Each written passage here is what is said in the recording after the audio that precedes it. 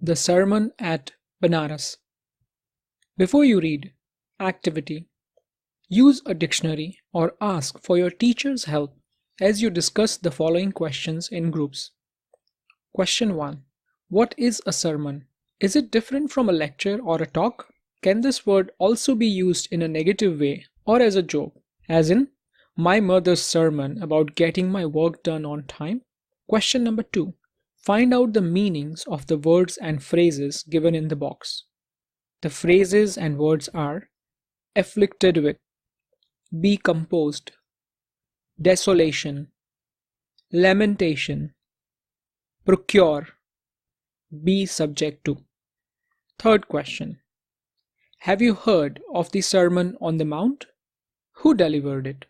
Who do you think delivered a sermon at Benares? Gautam Buddha, 560 BC to 483 BC, began life as a prince named Siddhartha Gautam in northern India. At 12, he was sent away for schooling in the Hindu sacred scriptures, and 4 years later, he returned home to marry a princess. They had a son and lived for 10 years as befitted royalty. At about the age of 25, the prince, heretofore shielded from the sufferings of the world, while out hunting, chanced upon a sick man, then an aged man, then a funeral procession, and finally a monk begging for alms. These sights so moved him that he at once became a beggar and went out into the world to seek enlightenment concerning the sorrows he had witnessed. He wandered for 7 years and finally sat down under a fig tree, where he vowed to stay until enlightenment came. Enlightened after 7 days, he renamed the tree the Bo tree, that is, tree of wisdom, and began to teach and to share his new understandings. At that point, he became known as the Buddha, the awakened or the enlightened. The Buddha preached his first sermon at the city of Benares, most holy of the dipping places on the river Ganges. That sermon has been preserved and is given here. It reflects the Buddha's wisdom about one inscrutable kind of suffering. Kisa Gautami had an only son, and he died. In her grief, she carried the dead child to all her neighbors, asking them for medicine, and the people said, "She has lost her senses. The boy is dead." At length, Kisa Gautami met a man who replied to her request, "I cannot give thee medicine for thy child, but I know a physician who can." And the girl said, "Pray tell me, sir, who is it?" And the man replied, "Go to Salyamuni, the Buddha." Kisa Gautami repaired to the Buddha and cried, "Lord and Master, give me the medicine that will cure my boy." The Buddha answered, "I want a handful of mustard seed." And when the girl in her joy promised to procure it, the Buddha added, "The mustard seed must be taken from a house where no one has lost a child, husband, parent, or friend." Poor Kisa Gautami now went from house to house, and the people pitied her and said, "Here is mustard seed, take it." But when she asked, "Did a son or daughter, a father or mother die in your family?" they answered her, "Alas, the living are few, but the dead are many. Do not remind us of our deepest grief." And there was no house, but some beloved one had died in it. Kisa Gautami became weary and hopeless and sat down at the wayside, watching the lights of the city as they flickered up and were extinguished again. And she thought to herself, "How selfish am I in my grief? Death is common to all, Yet in this valley of desolation, there is a path that leads him to immortality, who has surrendered all selfishness. The Buddha said, "The life of mortals in this world is troubled and brief and combined with pain, for there is not any means by which those that have been born can avoid dying. After reaching old age, there is death. Of such nature are living beings. As ripe fruits are early in danger of falling, so mortals, when born, are always in danger of death. As all earthen vessels made by the potter end in being broken, so is the life of mortals. Both young and adult, both those who are fools and those who are wise, all fall into the power of death. All are subject to death. Of those who overcome by death depart from life. A father cannot save his son, nor kinsmen their relations. Mark, while relatives are looking on and lamenting deeply, one by one mortals are carried off, like an ox that is led to slaughter. So the world is afflicted with death and decay. Therefore, the wise do not grieve, knowing the terms of the world.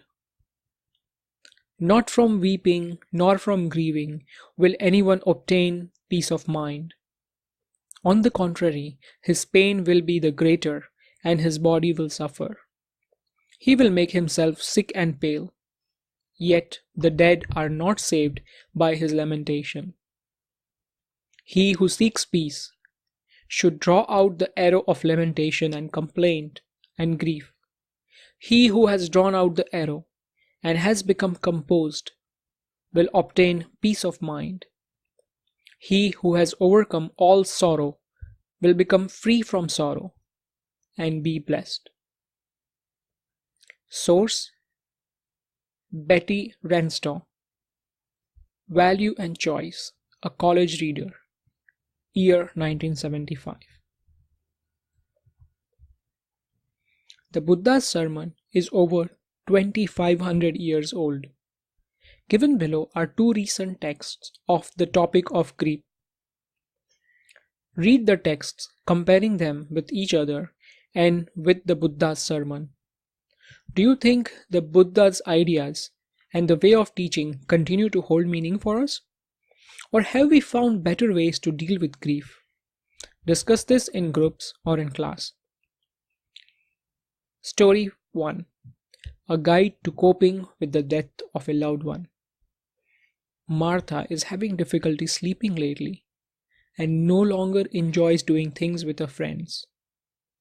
Martha lost her husband of 26 years to cancer a month ago. Anya, age 17, doesn't feel like eating and spends days in her room crying. Her grandmother recently died. Both of these individuals are experiencing grief. Grief is an emotion natural to all types of loss or significant change. Feelings of grief. Although grief is unique and personal, a broad range of feelings and behaviors are commonly experienced after the death of a loved one. Sadness. This is the most common, and it is not necessarily manifested by crying. Anger. This is one of the most confusing feelings for a survivor. There may be frustration at not being able to prevent the death, and a sense of not being able to exist without the loved one. Guilt and self-reproach. People may believe that they were not kind enough or caring enough to the person who died, or that the person should have seen the doctor sooner. Anxiety. An individual may fear that he or she won't be able to care for herself or himself. Loneliness. There are reminders throughout the day that a partner, family member, or friend is gone. For example, meals are no longer prepared in the same way. Phone calls to share a special moment don't happen. Fatigue. There is an overall sense of feeling tired, disbelief. This occurs particularly if it was a sudden death. Helping others who are experiencing grief. When a friend, loved one, or co worker is experiencing grief, how can we help? It helps to understand that grief is expressed through a variety of behaviors. Reach out to others in their grief, but understand that some may not want to accept help and will not share their grief. Others will want to talk about their thoughts and feelings or reminiscences. Be patient and let the grieving person know that you care and are there to support him or her. Part 2: Good Grief by Amitai Etzioni. Soon after my wife died, her car slid off an icy road in 1985. A school psychologist warned me that my children and I were not mourning in the right way. We felt angry. The proper first stage, he said, is denial. In the late August this year, my 38-year-old son, Michael, died suddenly in his sleep, leaving behind a 2-year-old son and a wife expecting their second child. There is no set form for grief and no right way to express it. There seems to be an expectation that, after a great loss, we will progress systematically through the well-known stages of grief. It is wrong. We are told to jump to anger or to wallow too long in this stage before moving towards acceptance. But I was and am angry. To make parents bury their children is wrong. To have both my wife and son taken away from me for forever and a day is cruel beyond words. A relative from Jerusalem, who is a psychiatrist, brought some solace by citing the maxim, "We are not to ask why, but what." The what is that which survivors in grief are bound to do for one another. Following that advice, my family, close friends, and I keep busy, calling each other and giving long answers to simple questions like, "How did your day go today?" We try to avoid thinking about either the immediate past or the bereft future. We take turns playing with Max, Michael's 2-year-old son. Friends spend nights with the young widow and will be among those holding her hand when the baby is born. Focusing on what we do for one another is the only consolation we have.